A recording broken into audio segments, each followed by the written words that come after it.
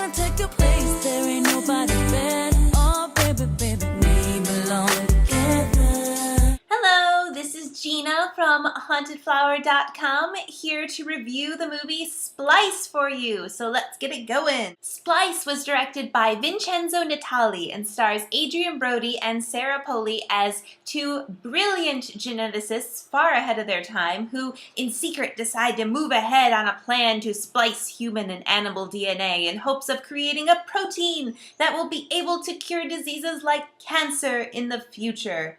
So yes, they do it for all the right reasons. Their chimera-like creature, Dren, develops at an exponential rate, adapting to her environment constantly, and forms a bond with each of them that could prove deadly. Clive Nicolai, played by Brody, loves his work, and his girlfriend, Elsa Cass, played by Polley, and even wishes someday that they should move to a bigger place where they can have kids together. Elsa, due to a mysterious family history with her mother, does not wish to put herself in that situation, but kind of just jumps at the chance to raise a new life form of a created species. Clive and Elsa's human-animal gene splicing project is turned down by their employers in favor of continuing on their current monster gene project of Fred and Ginger, which are two big, yucky, slug-looking things that would allow the company to make money and recoup some of their expenses. Let me just interject in here that science without funding is no good, so money does need to be made at some point. You're going to go out of business, and the two of them are so above making money that kind of makes them snobby hippies. Elsa's life philosophy seems to always be, what is the worst that can happen? And insists that they push ahead without permission just to see, could they do it? That question could get them into an awful lot of trouble. Polley's Elsa is practically insufferable. She is masterful at capturing the charming woman that Clive fell in love with and kind of splices her, so to speak, with the detached, almost cruel nature that she probably inherited from her mother.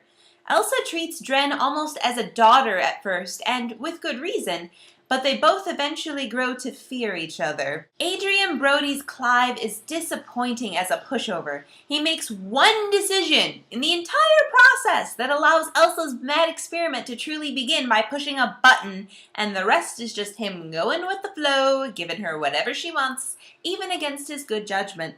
I am going to butcher this name, but Delphine Cheniak is delightfully creepy as Dren, since she has that too beautiful yet her eyes are too far apart thing going for her, and she communicates through a series of clicks and noises and Scrabble tiles.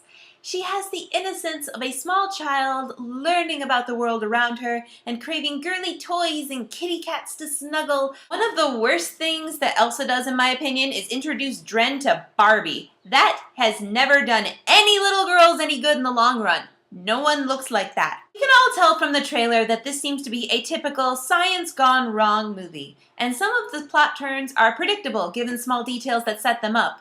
But what makes this movie step away from the pack is that one plot turn goes way farther than anyone ever expected, and this movie becomes a whole new animal altogether. Everything leading up to the turn is just horribly fascinating, and afterwards, let's just say that the audience kind of fell into throes of uncomfortable laughter at the predicament the scientists had landed themselves into. This scary, creepy nightmare that one cannot wake up from. It will shock you and take you out of your comfort zone, but you will not really want to watch it again. This movie was a heck of a surprise. Thank you for watching my review, and I hope you'll check out my other review posted this week for Get Him to the Greek. And don't forget to look for me on iTunes. I have a podcast there, Haunted Flower Reviews, and you can get all of my reviews right away, downloaded to your iPod, iPhone, whatever, and you can take me to the movies with you. See you next time. Shameless plug! Don't forget to see all of my reviews and videos of me on the Rotten Tomatoes show at hauntedflowerreviews.com. Also check out our store, hauntedflower.com, the web's best source for fantastic apparel. You can follow us on Twitter at haunted_flower or fan our Facebook page too. If you're local to the Indianapolis area, visit indiemojo.com for details on how you can win free screening passes. You're